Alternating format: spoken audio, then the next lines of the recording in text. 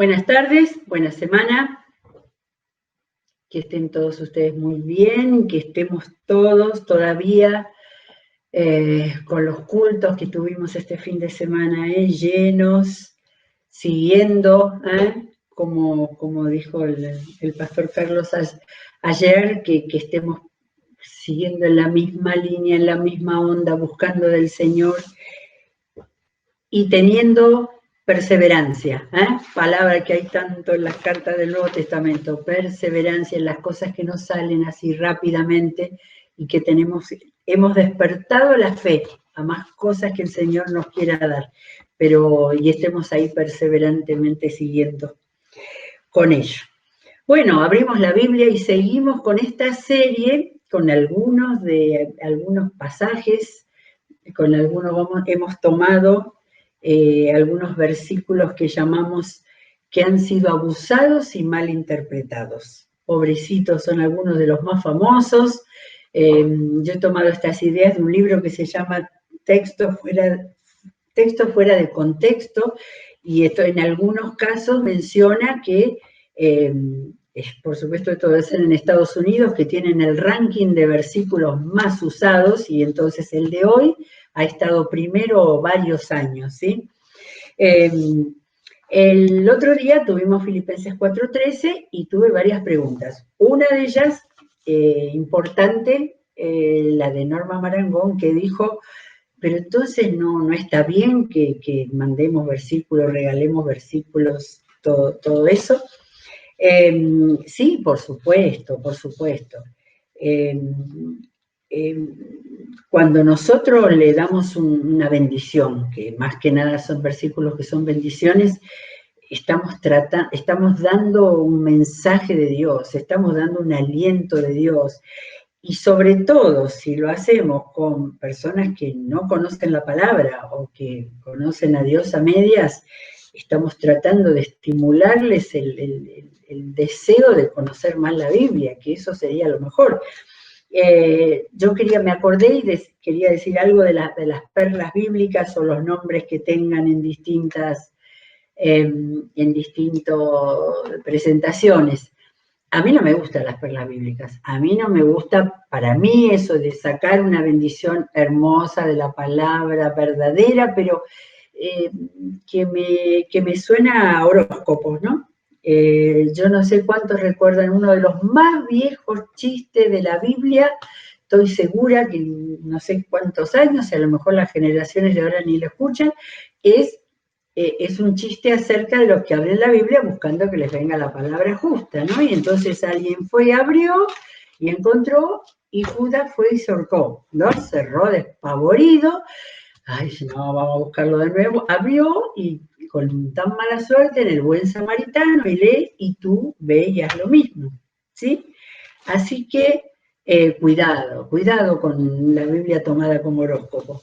Ahora, yo sé que cuando regalo una de esas cajitas llenas de versículos, estoy esperando que la persona descubra la maravilla de la Biblia y desee ponerse a leerla sobre todas las cosas y recibir esa bendición de Dios, por supuesto. Va detrás, no es solo esa palabra, ¿no? Va detrás con la actitud de la palabra que lo está dando, que lo está regalando, ¿sí?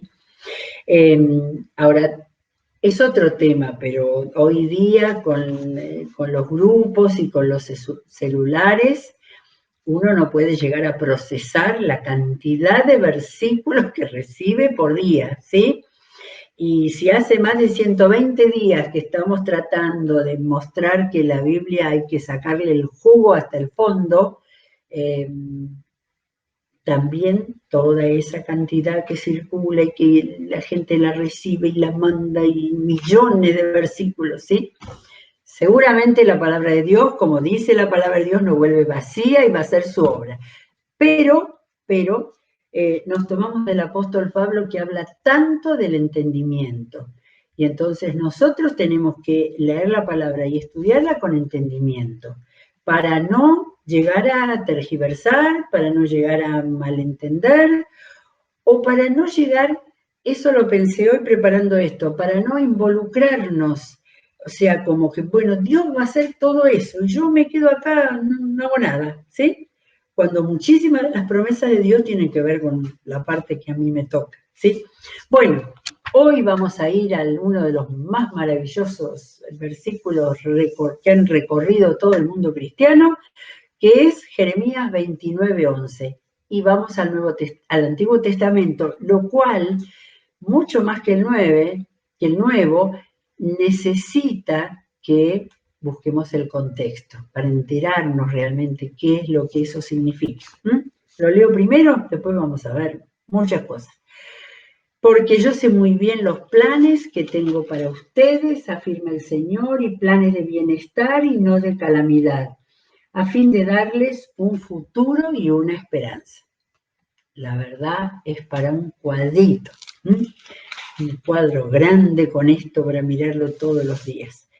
Pero realmente me importa entender por qué el Señor lo dijo, a quiénes se lo dijo, por medio de quién se lo dijo, para qué lo dijo, para que entonces ese contenido sea grande en mi captación de la palabra total de Dios, que nada está separado, ¿sí?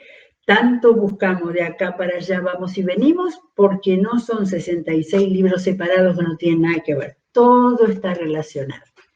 Bueno, ¿cuándo apareció este versículo en Jeremías? Jeremías, el personaje, bueno, prometo vamos un día a tomar y hacer un vuelo de pájaro.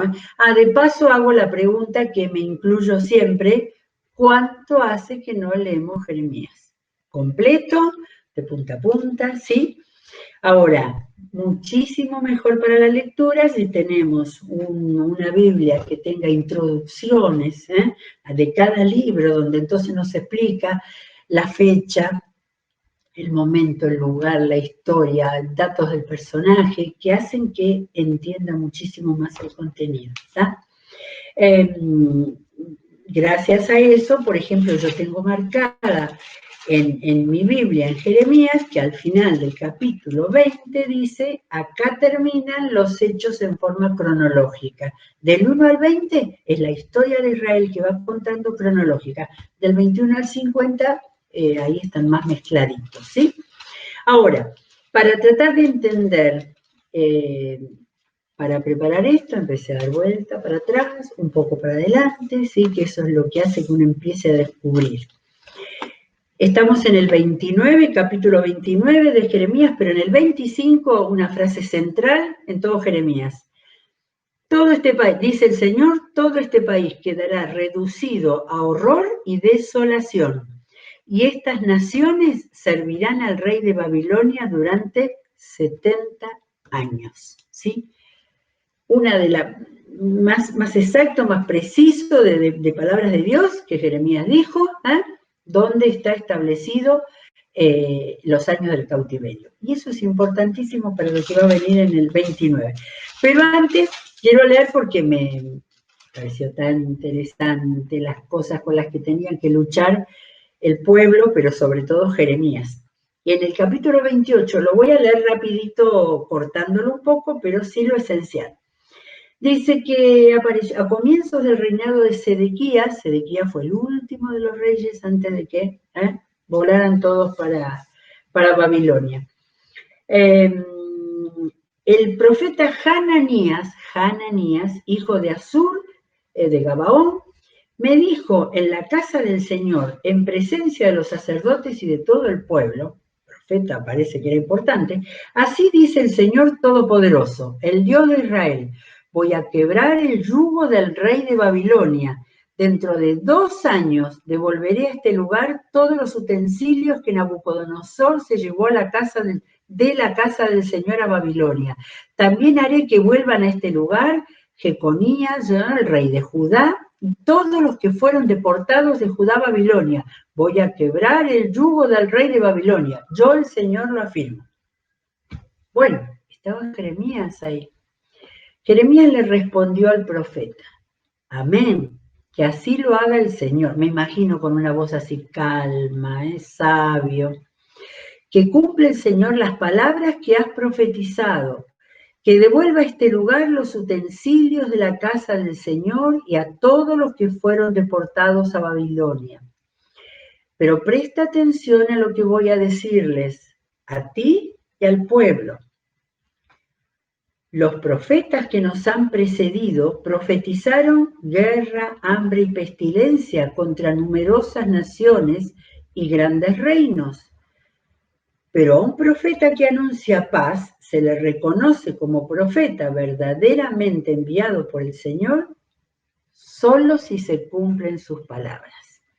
Entonces el profeta Hananías tomó el yugo que estaba sobre el cuello del profeta Jeremías y lo quebró. Jeremías muchas veces y otros profetas tuvieron que andar con algo encima o haciendo algo en su vida para representar, ese yugo significaba el yugo del pueblo. Entonces lo quebró y dijo en presencia de todo el pueblo, así dice el Señor, de esta manera voy a quebrar dentro de 2 años el yugo de Nabucodonosor que pesa sobre el cuello de todas las naciones, porque aquel se había levantado no solo con Judá, sino con todas las que encontró a paz. El sabio digo yo, el profeta Jeremías, por su parte, optó por seguir su camino.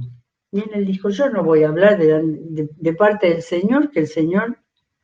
Algún tiempo después, la palabra del Señor vino a Jeremías. Ve y adviértele a Hananías que así dice el Señor. Tú has quebrado un yugo de madera, pero yo haré en su lugar un yugo de hierro. Porque así dice el Señor Todopoderoso, el Rey de Israel. El Dios de Israel, voy a poner un yugo de hierro sobre el cuello de todas estas naciones para someterlas a Nabucodonosor, rey de Babilonia, y ellas se sujetarán a él. También a las bestias del campo las someteré a su poder. Entonces el profeta Jeremías le dijo al profeta Hananías, yo creo que de nuevo con ese tonito de hombre sabio, presta mucha atención. A pesar de que el Señor no te ha enviado, tú has hecho que este pueblo confíe en una mentira. Por eso, así dice el Señor, voy a hacer que desaparezcas de la faz de la tierra, puesto que has incitado a la rebelión contra el Señor, este mismo año morirás. Capítulo 28 de Jeremías, donde ahí estaba el tema de los falsos profetas, la sabiduría y la dependencia del Señor, porque Jeremías podía haberse le tirado a la cara a decirle mentira, porque el Señor se quedó callado, y espero que el Señor diera una buena palabra y el veredicto contra el mentiroso Hananías. Y acá llegamos al capítulo 29. Me encanta porque es una carta, cambia un poco el estilo del profeta que habla y habla, y vamos a ver lo que dice y a quién va dirigida. Esta es la carta que el profeta Jeremías envió desde Jerusalén. Él no había sido deportado. Al resto de los ancianos que estaban en el exilio, a los sacerdotes y los profetas y a todo el pueblo que Nabucodonosor había desterrado de Jerusalén a Babilonia. Esto sucedió, después, bueno, acá hay algunos detalles.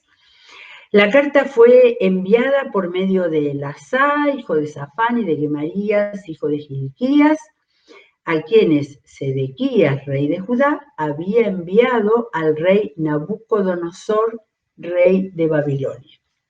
La carta decía, así dice el Señor Todopoderoso, el Dios de Israel. Pero acá es donde me di cuenta que esta carta fue enviada a Nabucodonosor. Y escuchen lo que dice aquí, fue enviada al pueblo, pero entregada al rey, al que había conquistado a todos los países sin importarles nada, les había robado todos sus bienes, los había desterrado. Pero Nabucodonosor tenía que escuchar esta palabra. Así dice el Señor Todopoderoso, el Dios de Israel, a todos los que he deportado de Jerusalén a Babilonia. Dice el Señor, yo los he deportado. Construyan casas y habítenlas, planten huertos y coman de su fruto. Cásense y tengan hijos e hijas. Casen a sus hijos e hijas para que a su vez les den nietos. En 70 años, Multiplíquense allá y no disminuyan. Además, busquen el bienestar de la ciudad a donde yo, de nuevo dice el Señor, yo los he deportado, y pidan al Señor por ella, porque el bienestar de ustedes depende del bienestar de la ciudad. Si estuviéramos leyendo en hebreo, estaríamos leyendo porque el shalom de ellos depende del shalom de la ciudad. El bienestar de ustedes, ese país, el bienestar dependía de la oración del pueblo. Así dice el Señor Todopoderoso, el Dios de Israel: no se dejen engañar por los profetas ni por los adivinos que están entre ustedes. No hagan caso de los sueños que ellos tienen. Lo que ellos les profetizan en mi nombre es una mentira. Yo no los he enviado, afirma el Señor. Así dice el Señor: cuando a Babilonia se le hayan cumplido los 70 años, yo los visitaré. Me falta que dijera: escuchame, Nabucodonosor, yo los visitaré y haré honor a mi promesa en favor de ustedes y los haré volver a este lugar. Porque yo sé muy bien los planes que tengo para ustedes, afirma el Señor, planes de bienestar y no de calamidad, a fin de darles un futuro y una esperanza. Entonces, no solo reciban lo bueno, ustedes me invocarán y vendrán a suplicarme y yo los escucharé. Me buscarán y me encontrarán cuando me busquen de todo corazón. Me dejaré encontrar, afirma el Señor. Me acuerdo que leí Isaías 55, creo que dice esta frase también: Dios dice, me dejaré encontrar. Afirma el Señor: me buscarán, me encontrarán cuando me busquen de todo corazón. Me dejaré encontrar y los haré volver del cautiverio. Yo los reuniré de todas las naciones y de todos los lugares a donde los haya dispersado, y los haré volver al lugar del cual los deporté, afirma el Señor. Ustedes podrán decir: el Señor nos ha dado profetas en Babilonia. Pero esto no es lo que dice el Señor acerca del rey que ocupa el trono de David, y acerca de todo el pueblo que aún queda en esta ciudad, es decir, de sus hermanos que no fueron con ustedes al exilio. Así dice el Señor Todopoderoso: voy a mandar contra ellos la espada, el hambre y la pestilencia. Los perseguiré con espada, hambre y pestilencia, y haré que sean motivos de espanto para todos los reinos de la tierra, que sean maldición y objeto de horror, de burla y de escarnio en todas las naciones por donde yo los disperse. Porque ustedes no han escuchado ni han hecho caso de las palabras que una y otra vez les envié por medio de mis siervos los profetas, afirma el Señor. Pero ahora, todos ustedes los exiliados que hice deportar de Jerusalén a Babilonia, signo de admiración, obedezcan mi palabra. Todo lo que venía de antes. Así dice el Señor Todopoderoso, el Dios de Israel, acerca de Acab y de Sedequías, que les profetizan una mentira en mi nombre: voy a entregarlos en manos de Nabucodonosor y él los matará ante sus propios ojos. Por culpa de ellos, todos los deportados de Judá que están en Babilonia pronunciarán esta maldición: que haga el Señor contigo lo mismo que hizo con Sedequías y Acab, a quienes el rey de Babilonia asó en el fuego, porque cometieron una infamia en Israel. Adulteraron con la mujer de su prójimo y dijeron mentiras en mi nombre, cosa que jamás les ordené. Yo lo sé y de eso soy testigo, afirma el Señor. Reitero que si de algo me impresiona esta carta es que la leyera Nabucodonosor, porque este es el diálogo que Dios tenía con el pueblo a través de los profetas. Les decía lo que les iba a hacer, les decía lo que tenían que hacer y les hablaba a los que iba a castigar por desobediencia total. Si después de esto Nabucodonosor no le entró temor de Dios, tuvo que esperar muchos años después, hasta que en los tiempos de Daniel, ¿se acuerdan? Daniel le profetizó que Dios lo iba a mandar a que como si fuera un animal estuviera comiendo pasto porque iba a tener un ataque de locura, ¿sí? Si alguno alguna vez ve una ópera, en la ópera Nabucco de Verdi, aparece Nabucodonosor, porque por él se llama, y aparece todo ese contexto bíblico extraordinario en el cual él quiere dominar y destruir y odia a los israelitas hasta que le viene el ataque de locura y tiene que arrodillarse y clamar a Dios cuando él se da cuenta de quién lo ha hecho. Ojalá, bueno, lo dice el libro de Daniel, por supuesto que pasó, pero digo, ojalá haya ido a la presencia del Señor después de eso, ¿sí? Convertido, Nabucodonosor, uno de los más terribles de los reyes conquistadores de ese tiempo.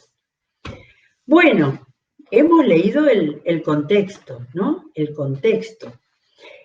Entonces, díganme si no tiene otro sentido esa promesa. En realidad, esa promesa era para la nación, ¿no es cierto? Nosotros estamos acostumbrados a tomar todas las promesas que están en la Biblia, personalmente, ¿sí? Pero acá estamos ubicándonos. Esto era una promesa para una nación que había llegado, después de tanto y tanta advertencia de Dios, había llegado al momento. Y ¿saben lo que me pasa a mí con esto? Yo durante el tiempo, leyendo los profetas, veía a Dios siempre amenazando con castigo. Yo decía, la gente que no cree y lee estas cosas, pero me he dado cuenta que el castigo que Dios anunciaba eran alertas, siempre eran alertas para que volvieran a Él y para que tuvieran la ocasión de reivindicarse y de volver al seno del Padre que los hizo en esa tierra y los quiso hacer una nación grande, ¿sí?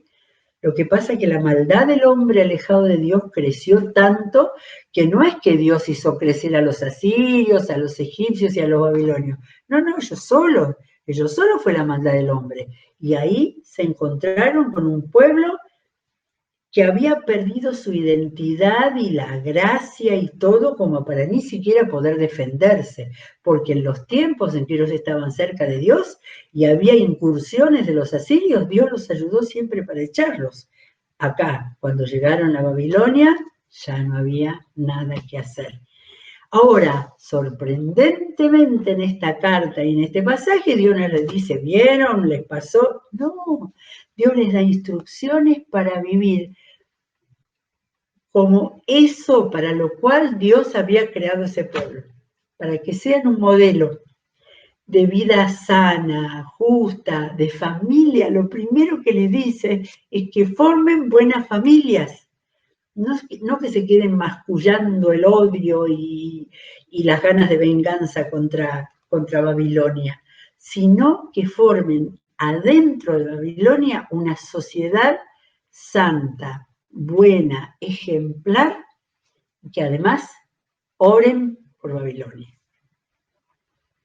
Por eso creo que Dios hizo que esa carta fuera a Nabucodonosor, porque él tenía que ver qué gente era la que había traído en relación con todos los otros pueblos que tendría por ahí dispersos en su tremendo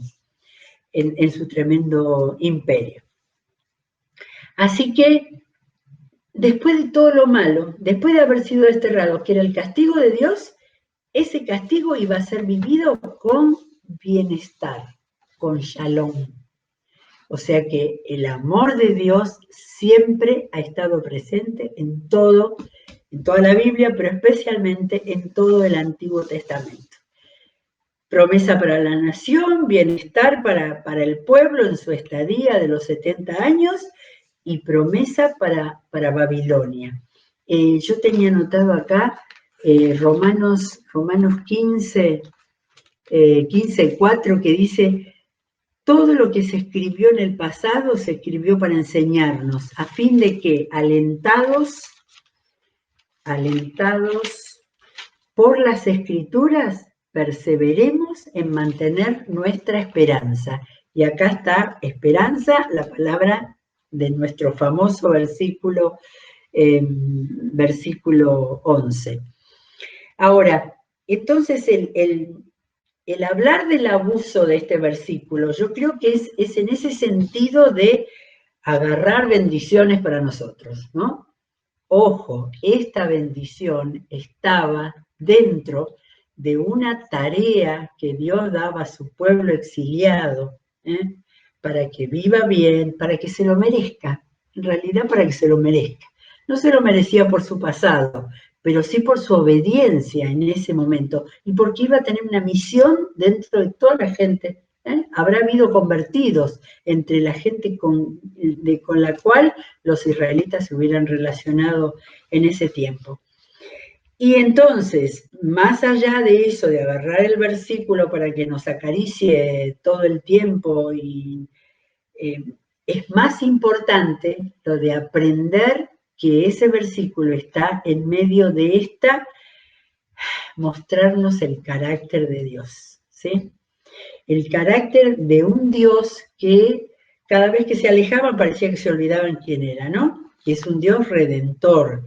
Había redención en este vivir bien esos tremendos 70 años en un exilio, ¿no? Y muestra a un Dios que tiene el control. Le está diciendo todo el tiempo a Nabucodonosor que él lo hizo. Él lo deportó. Él les dice que se porten bien y él lo va a sacar en 70 años.